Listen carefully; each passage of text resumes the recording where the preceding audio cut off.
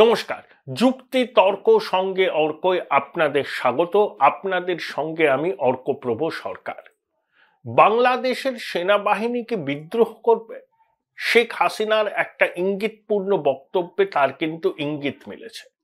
দেখুন, এতদিন শেখ হাসিনা 5ই আগস্টের পর থেকে ভারতে আছেন, তিনি মুখ খুলছেন, তার টেলিফোনের কথোপকথন ভাইরাল হয়েছে, তিনি ভার্চুয়াল মাধ্যমে আওয়ামী লীগের প্রবাসী কর্মী সমর্থকদের অ্যাড্রেস পর্যন্ত করেছেন।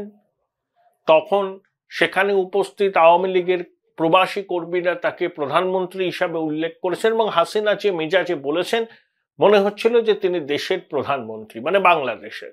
তার আমলে কি কি উন্নয়ন হয়েছে তার ফিরিস্তে দিয়েছেন এবং বাংলাদেশে যে একটা জঙ্গি সরকার এসছে অর্থহীনভাবে জানিয়েছেন। বিশেষভাবে উল্লেখযোগ্য, দু একদিন আগে শেখ হাসিনা সেনাবাহিনীর তরুণ অফিসারদের বলেছেন এবং সার্বিকভাবে সেনাবাহিনীকেই বলেছেন যে আপনারা জঙ্গি ইউনূস সরকারকে সমর্থন করবেন না। এই ইউনূস সরকার একদিকে যেমন ছাত্র বৈষম্য বিরোধী ছাত্রদের সমর্থনে টিকে আছে, সঙ্গে আছে জামাত, হেফাজত ইত্যাদি, এবং সেনাবাহিনীর একটা অংশ। সেনাবাহিনীর মিডল রাং এবং লোয়ার রাঙে জামাতে ইসলামী মনোভাবাপন্ন অফিসার জওয়ানরা আছেন। দেখুন, বাংলাদেশের সেনাবাহিনী একটা বড় সংখ্যায় রাষ্ট্রপুঞ্জে শান্তি বাহিনীতে যোগ দেয় এবং রাষ্ট্রপুঞ্জে শান্তি বাহিনীতে যোগ দিলে বেতন ও ভাতা বাবদ তারা বিপুল অঙ্কের টাকা রোজগার করতে পারে। সুতরাং শান্তি বাহিনীতে যোগদানের জন্য বাংলাদেশের সেনাবাহিনীর মধ্যে রীতিমতো ধরাধরি পর্যন্ত চলে। শেখ হাসিনা বাংলাদেশের সেনাবাহিনীর তরুণ অফিসারদের বলেছেন, আপনারা যদি ইউনূস সরকারকে সমর্থন করেন তাহলে কিন্তু রাষ্ট্রপুঞ্জের শান্তি বাহিনীতে আপনারা সুযোগ পাবেন না। কেন পাবেন না? হাসিনা ব্যাখ্যা দিয়েছেন যে কোনো সেনাবাহিনীর সঙ্গে যদি জঙ্গি সংস্রব থাকে তাহলে সেটা বিবেচিত হয় না শান্তি বাহিনীতে যোগদানের জন্য। 2, সেনাবাহিনী যদি ধর্মীয় সংখ্যালঘু এবং দেশবাসীর উপর অত্যাচার চালায় তাহলেও তারা বিবেচিত হবে না শান্তি বাহিনীতে যোগদানের জন্য। অর্থাৎ বাংলাদেশের সরকারটাকে জঙ্গি সরকার বলেছেন হাসিনা, বলেছেন এই সরকারকে যারা মদত দিচ্ছেন তারা জঙ্গি, জেহাদি, মুক্তিযুদ্ধ বিরোধী শক্তি। এই শিবির আমেরিকাতে নিষিদ্ধ বলেছেন হাসিনা, দাবি করেছেন। হিজবুত তাহরির নিষিদ্ধ সংগঠন, সেই সংগঠনের নেতা মাহফুজ এই অভ্যুত্থানের মাস্টার মাইন্ড স্বয়ং বলেছেন ইউনূস, এবং মাহফুজ তার ভেরিফাইড ফেসবুক অ্যাকাউন্ট থেকে যে পোস্ট করেছেন, যে ম্যাপ দিয়েছেন, তাতে বলেছেন যে তিনি নতুন ভূগোল এবং নতুন বন্দোবস্ত রচনা করতে চান। সেই ম্যাপে বাংলাদেশ বলে মাহফুজ যা দেখাতে চেয়েছেন তাতে ভারতবর্ষের অনেকগুলো রাজ্যের বিভিন্ন অংশ রয়েছে। অর্থাৎ সরাসরি ভারতের সার্বভৌমত্বকে চ্যালেঞ্জ করছে মাহফুজ আলম। সে কোনো সাধারণ নাগরিক নয়, সে উপদেষ্টা এবং পদমর্যাদায় মন্ত্রীর সমান। তাহলে শেখ হাসিনার বক্তব্য এরা জঙ্গি, এরা জেহাদি। এই জঙ্গি জেহাদিদের যদি সেনাবাহিনী সমর্থন করে তাহলে রাষ্ট্রপুঞ্জ সেই সেনাবাহিনীকে সুনজরে দেখে না এবং পিস কিপিং ফোর্সে বাংলাদেশের সেনাবাহিনীর অংশগ্রহণের রাস্তা ক্রমশ সংকুচিত হবে। শান্তি বাহিনীতে বাংলাদেশের সেনাবাহিনীর সংখ্যা অনেক, এবং বললাম আগে বেতন ও ভাতা বেশি বলে অনেকে শান্তি বাহিনীতে যোগদান করতে চান। 3 বছর 4 বছর থাকবেন, বেতন ও ভাতা বাবদ প্রচুর অর্থ উপার্জন করতে পারবেন তারা, এবং একটা এক্সপোজারও হয়, আন্তর্জাতিক এক্সপোজার। তো এবার সেগুলো নাকি হবে না শেখ হাসিনার দাবি, যদি বাংলাদেশের সেনাবাহিনী এই জঙ্গি জেহাদি সরকারকে সমর্থন করে। অর্থাৎ শেখ হাসিনা কার্যত সেনা বিদ্রোহকে উস্কে দিতে চেয়েছেন। সেনাপ্রধান ওয়াকারুজ্জামান সম্পর্কে শেখ হাসিনার আত্মীয়। দেখুন, শেখ হাসিনা সেনাবাহিনীর বিমানে করে গাজিয়াবাদের অদূরে হিন্ডন এয়ারবেসে এসেছিলেন। তাকে সেনাবাহিনীর 4-5 জন পৌঁছে দিয়েছিলেন। সেই বিমানটা রাত্রে গাজিয়াবাদে ছিল, পরের দিন সেটি আবার বাংলাদেশে উড়ে যায়। এতদিন পর্যন্ত শেখ হাসিনা সেনাবাহিনী সম্পর্কে কিন্তু কোনো কথা বলেননি। এখন বললেন কেন? যখন ইউনূস জাতিসংঘের সভায় যোগদান করেছিলেন, ভয়েস অব আমেরিকাকে দেওয়া সাক্ষাৎকারে বলেছিলেন যে রিসেট বাটন পুশ করতে হবে, ঠিক সেই সময় দেশের মাটিতে ছিলেন সেনাপ্রধান ওয়াকারুজ্জামান। তিনি রয়টার্সকে দেওয়া এক সাক্ষাৎকারে বলেছিলেন যে 18 মাসের মধ্যে নির্বাচন করতে হবে। শুধু ইউনূস সেনাপ্রধানের এইভাবে মুখ খোলাকে ভালোভাবে দেখেননি, দুজনের মধ্যে সম্পর্কের শীতলতা দেখা গিয়েছিল। তারপর 16ই ডিসেম্বর জাতির উদ্দেশ্যে ভাষণে শুধু ইউনূস বলেছেন যে সব ঠিক থাকলে 2025-এর নভেম্বর, তা না হলেও 2026-এর প্রথম অর্থে নির্বাচন হবে। অর্থাৎ সেনাপ্রধান যে ডেডলাইন দিয়েছিলেন সেই ডেডলাইনকেই তিনি কিন্তু কার্যত এন্ডোর্স করলেন। কেন করলেন? ঢাকার মানব জমিন পত্রিকা, যার সম্পাদক মতিউর রহমান চৌধুরী, তিনি বাংলাদেশে খুব রেসপেক্টেড একজন জার্নালিস্ট, এবং তিনি যখন কোনো খবর করেন সেই খবর চট করে চ্যালেঞ্জ কেউ করেন না। তিনি শাহাবুদ্দিন মানে বাংলাদেশের রাষ্ট্রপতির একটা সাক্ষাৎকার নিয়েছিলেন। এই শাহাবুদ্দিন এবং মতিউর রহমান চৌধুরী একসময় সতীর্থ ছিলেন। পাবনা জেলায় ইত্তেফাক পত্রিকার করেসপন্ডেন্ট ছিলেন শাহাবুদ্দিন। তারপরে তো তিনি আইন পাশ করেন, আর মতিউর রহমান চৌধুরী তখন ঢাকা ব্যুরোয় ছিলেন ইত্তেফাকের। তাই দুজনের মধ্যে ব্যক্তিগত সম্পর্ক আছে। তাই শাহাবুদ্দিনের সাক্ষাৎকার বঙ্গভবনে গিয়ে মতিউর রহমান চৌধুরী নিয়েছিলেন। সেখানেই শাহাবুদ্দিন দাবি করেছিলেন যে শেখ হাসিনার কোনো পদত্যাগপত্র তিনি পাননি। তারপরেই শাহাবুদ্দিনকে সরানোর জন্য ওই বৈষম্য বিরোধী ছাত্ররা পথে নামে।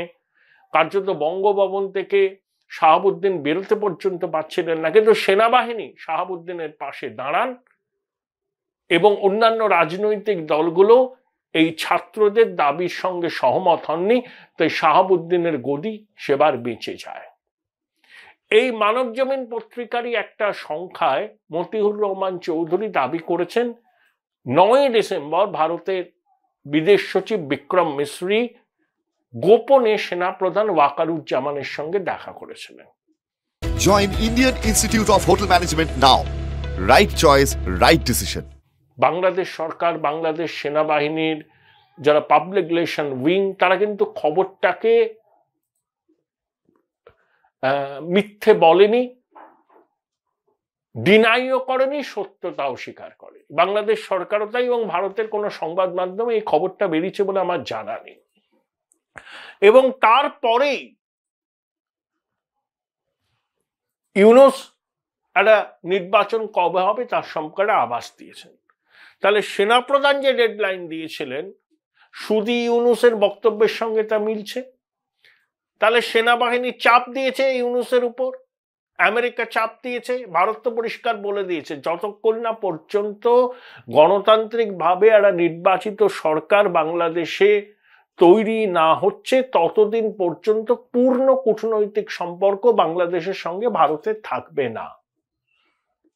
এই প্রেক্ষিতে শুধু ইউনূসের ঘোষণা যে 2025-এর নভেম্বর না হলে 2026-এর প্রথম অর্থের মধ্যে হবে, ততদিন ভোটার তালিকা চূড়ান্ত হয়ে যাবে, নির্বাচনী সংস্কার ইত্যাদি ইত্যাদি। আসলে ইউনূস তো চেয়েছিলেন 6 বছর তিনি রাজ্যপাটে থাকবেন, ক্ষমতা ভোগ করবেন, কনভয় নিয়ে ঘুরবেন, বিদেশে যাবেন। ইতিমধ্যেই বাংলাদেশ সরকার তার কাছ থেকে 600 কোটি টাকা কর পেত, তিনি সেটা মুকুব করে দিচ্ছেন। বাংলাদেশ গ্রামীণ ব্যাংকে 2029 সাল পর্যন্ত কর দিতে হবে না। এগুলো হচ্ছে ইউনূসের অ্যাচিভমেন্ট। আর সাধারণ বাংলাদেশি বাজারে গিয়ে 1 কিলো আলু কিনতে পারছে না, মাছ কিনতে না পেরে মাছের কাঁটা কিনে খাচ্ছে। ইনফ্লেশন 12%, বেকার 30%, শিক্ষিত বেকার 15%। বাংলাদেশ জুড়ে মব জাস্টিস চলছে। জোর করে বিচারক থেকে শুরু করে অনেকের পদত্যাগপত্র লিখে নেওয়া হচ্ছে, বিশ্ববিদ্যালয়ের উপাচার্যদের পদত্যাগপত্র লিখে নেওয়া হচ্ছে।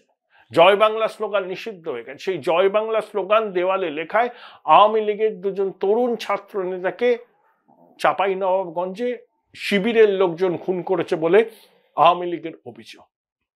এই প্রেক্ষিতে শেখ হাসিনার সেনাবাহিনীর তরুণ অফিসারদের প্রতি আহ্বান ভীষণ রকম তাৎপর্যপূর্ণ। সেনাবাহিনীও যে এদের এই ছাত্রদের দৌরাত্ম্য মানতে পারছে না। প্রথম কথা, তাদের কাজকে আইন শৃঙ্খলা রক্ষা করা, তা তো নয়। সেনাবাহিনীকে ম্যাজিস্ট্রেসি পাওয়ার দেওয়া হচ্ছে, তারা আইন শৃঙ্খলা রক্ষার কাজ করছে। তাদের কাজ কিন্তু এটা নয়। পুলিশ হয়তো কাজে ফিরলেও এখনো পুলিশ সেভাবে সক্রিয় হয়নি। এই প্রেক্ষিতে বাংলাদেশের সেনাবাহিনীর মধ্যে কার্যত আলোড়ন চলছে ইউনূস সরকারের সঙ্গে সেনাবাহিনীর সম্পর্ক কি হবে তা নিয়ে। একদলের বক্তব্য যে এই সরকার যত তাড়াতাড়ি সম্ভব বিদেয় হয় তত ভালো, আর জামাতপন্থী যারা সেনার লোকজন আছে তারা চাইছেন এই সরকারকে টিকিয়ে রাখতে। এই প্রেক্ষিতে শেখ হাসিনার এই আহ্বান তরুণ সেনা অফিসারদের প্রতি যে আপনাদের career will be at stake. You will not be allowed to participate in peacekeeping force. যেটা বাংলাদেশের সেনাবাহিনীর সদস্যদের খুব একটা কাঙ্ক্ষিত বিষয় যে পিসকিপিং ফোর্সে পার্টিসিপেট করবে, ভীষণ দরাদরি হয় এটা নিয়ে। কার্যত ঘুরিয়ে সেনাবাহিনীকে কিন্তু হুমকি দিয়েছেন শেখ হাসিনা। অর্থাৎ হয়তো আওয়ামী লীগের পক্ষ থেকে অন্যান্য জায়গা থেকে লবি করা হয়েছে রাষ্ট্রপুঞ্জে যে বাংলাদেশ থেকে আর সেনাবাহিনীর সদস্যদের নেওয়া হবে না পিসকিপিং ফোর্সে যদি তারা কোর্স কারেকশন না করে। সেটাই শেখ হাসিনা পরিষ্কার বলে কার্যত চেতাবনী দিয়েছেন। চেতাবনী, যা পরিস্থিতি বাংলাদেশে কিন্তু আর একটা নতুন অভ্যুত্থান হওয়ার সময়ের অপেক্ষা মাত্র। বিপ্লব হলে প্রতি বিপ্লব হয়। এর মধ্যে বাংলাদেশের পূর্ব প্রান্তে সমস্যা জটিল হচ্ছে। নাফ নদীর ওপারে আরাকান আর্মি, এদিকে কক্সবাজার, চট্টগ্রাম, সেন্ট মার্টিন, নাফ নদীতে নৌ চলাচল বন্ধ। আরাকান আর্মি, আমি TV9 ভারতবর্ষের খবর দেখছিলাম, আরাকান আর্মি বাংলাদেশ সীমান্তের কিছু জায়গায় ঢুকে পড়েছে, অনেককে আটক করেছে। এখন মরিয়া ইউনূস আরাকান আর্মির সঙ্গে যোগাযোগ বৃদ্ধি করতে চাইছেন। ইতিমধ্যে অজিত দোভাল চলে গেছেন চায়নায়, সেখানে চীনের বিদেশমন্ত্রী অজিত দোভালের কাউন্টার পার্ট ওদের ন্যাশনাল সিকিউরিটি অ্যাডভাইজারের সঙ্গে বৈঠক হচ্ছে। আবার হিন্দি চীনি ভাই ভাই একটা বাতাবরণ তৈরি হচ্ছে। জুন্টা সরকার মায়ানমারে চাইনিজ ব্যাকড। এখন চীন একটা সিদ্ধান্ত নিয়েছে, যেমন রাশিয়ায় ওয়াগনার আর্মি ছিল, প্রাইভেট আর্মি, সেরকম প্রাইভেট আর্মি মায়ানমার এবং পাকিস্তানে পাঠাচ্ছে চায়না। কারণ বেল্ট অ্যান্ড রোড ইনিশিয়েটিভে পাকিস্তানে চীনের ইনভেস্টমেন্ট আছে, মায়ানমারেও আছে। আরাকান আর্মি যদি পুরোটা দখল করে নেয় তখন চীনের যে ইনভেস্টমেন্ট হয়েছে সেই ইনভেস্টমেন্ট ক্ষতিগ্রস্ত হতে পারে। সেই ইনভেস্টমেন্টকে প্রোটেক্ট করার জন্য, আরাকান আর্মির সঙ্গে ব্যাক চ্যানেল করার জন্য এবং জুনটাকে কিছু সাহায্য করার জন্য এবং চাইনিজ ইনফ্রাস্ট্রাকচার প্রোটেক্ট করার জন্য তারা নাকি প্রাইভেট আর্মি পাঠাচ্ছে, মায়ানমারেও পাঠাচ্ছে এবং পাকিস্তানেও পাঠাচ্ছে। কারণ পাকিস্তানে বালুচ লিবারেশন আর্মি তাদের মজিদ ব্রিগেড, আত্মঘাতী মজিদ ব্রিগেড চাইনিজ ন্যাশনালদের টার্গেট করেছে। করাচিতে হয়েছে, একটি মেয়ে সুইসাইড বোম্বার হিসাবে কাজে লেগেছিল, তার স্বামী সন্তান আছে উচ্চশিক্ষিতা। তো এই রকম পরিস্থিতি। তাহলে বাংলাদেশের পূর্ব প্রান্তে আরাকান আর্মি ইউনূসের কাছে থ্রেট। এই প্রেক্ষিতে শেখ হাসিনার এই বক্তব্য যথেষ্ট গুরুত্বপূর্ণ। অর্থাৎ তিনি পরিষ্কার সরাসরি হুমকি, বলবো মিষ্টি কথায় হুমকি দিয়েছেন সেনাবাহিনীকে যে ভাই তোমরা রাষ্ট্রপুঞ্জের পিসকিপিং ফোর্সে যাওয়ার জন্য খুব উদ্গ্রীব থাকো, তো তদারকি করো, ধরাধরি করো, সেটা এবার হবে না। কারণ তোমরা জঙ্গি সরকারকে সমর্থন করছো। এই সরকারকে জঙ্গি সরকার বলেছেন শেখ হাসিনা।